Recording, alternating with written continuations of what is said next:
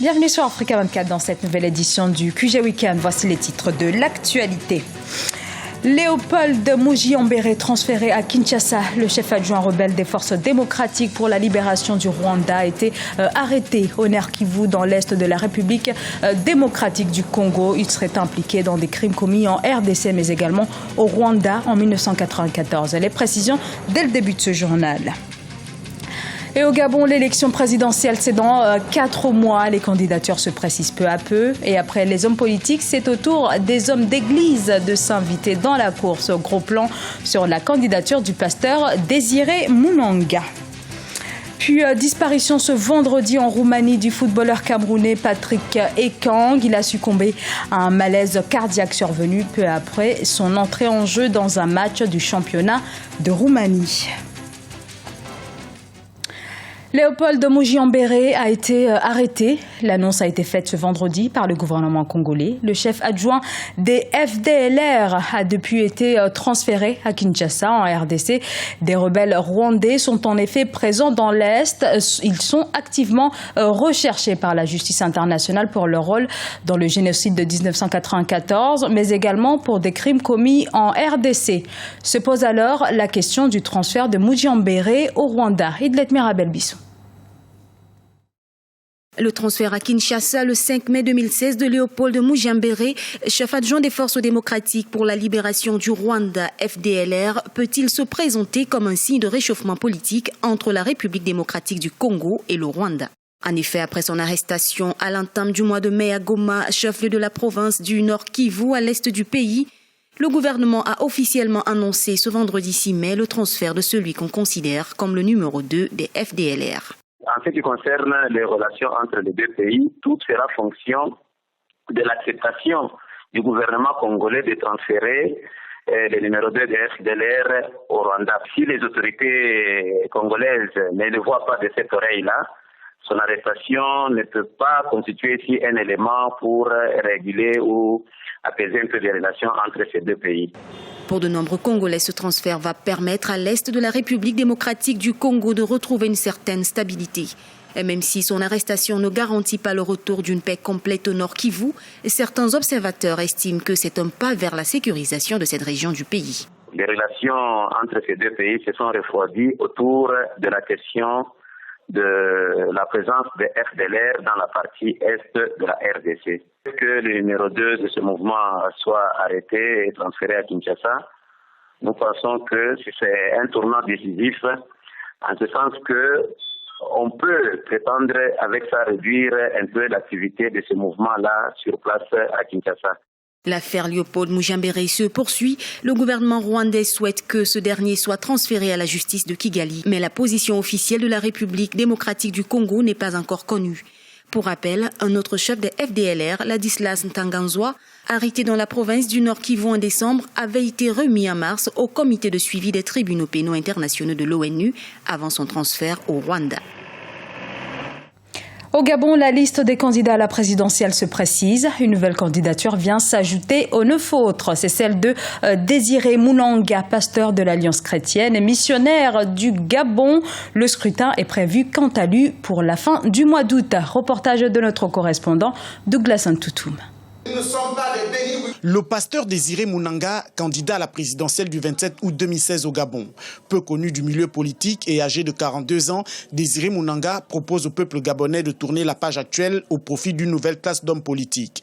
Des hommes et des femmes qui ne sont pas, selon lui, comptables des 48 ans de gestion du pays. Il est temps donc que les Gabonais élisent une nouvelle classe politique, non associée aux maux qui minent notre nation.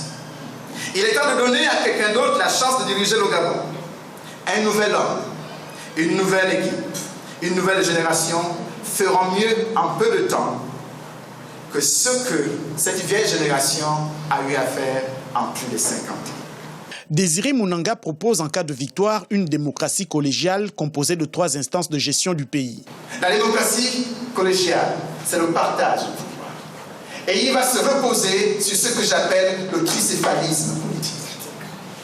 Il y aura 3 instances de direction du gouvernement. Il y a ce que j'appelle le pouvoir supérieur. Ce pouvoir supérieur qui est composé de l'exécutif, du judiciaire du parlementaire et de la presse. La deuxième colonne, donc, disais-je, ce serait le gouvernement local.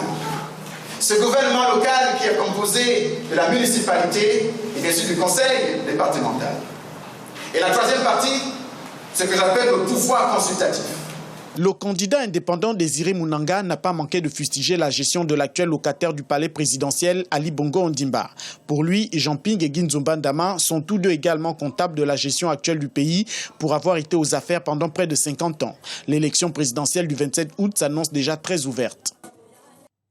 Le Dakar Business Hub s'est tenu dans la capitale sénégalaise ce vendredi. Le Dakar Business Hub est en fait une plateforme structurée d'échange d'idées sur diverses problématiques liées au développement de l'Afrique. Et cette année, l'accent a été mis sur le financement des économies du continent. Siamlo Victoria Sedji.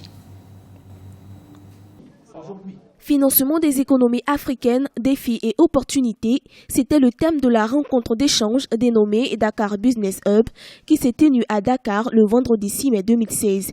Les questions abordées portaient sur la problématique du financement en Afrique ainsi que les points stratégiques liés à l'amélioration du climat des affaires.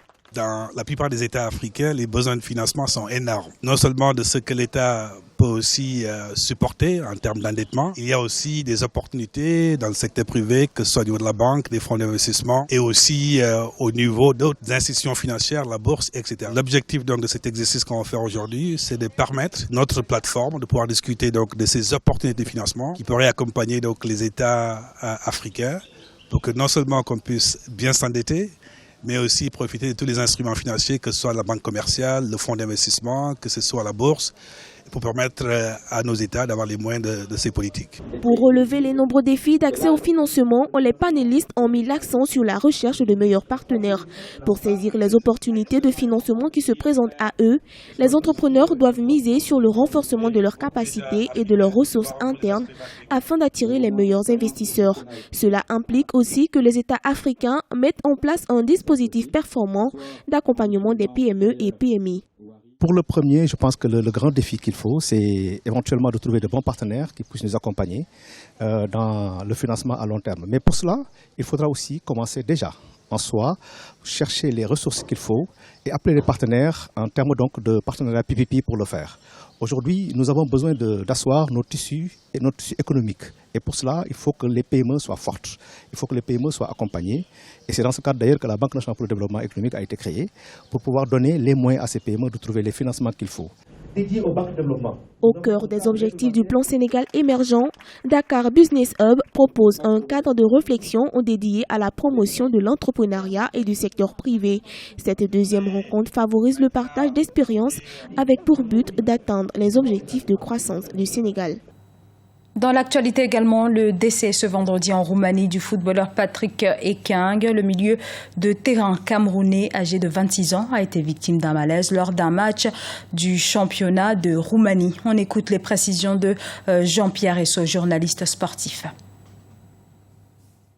C'est un footballeur que je connaissais. C'est très choquant parce que c'était un joueur talentueux qui n'a pas eu beaucoup de chance en équipe nationale senior. Il n'a pas eu beaucoup de sélections. Il a été souvent appelé, mais très peu de fois retenu pour jouer. Mais c'était un joueur talentueux qu'on a découvert en Coupe du Monde junior il y a quelques années.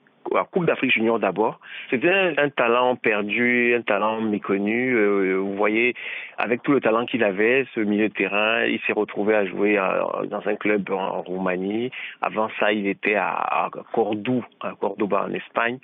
Il n'a pas eu la carrière qu'il aurait pu mériter par rapport à son talent. Mais le football, c'est aussi la chance. Il y a des joueurs talentueux qui n'ont pas la chance d'avoir peut-être des bons contacts, des bons managers pour pouvoir aller dans le club de leur rêve ou des grands clubs pour faire une belle carrière.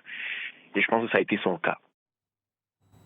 C'était le journal de la rédaction. Merci de l'avoir suivi. Dans un instant, une nouvelle édition de l'actualité sur Africa 24.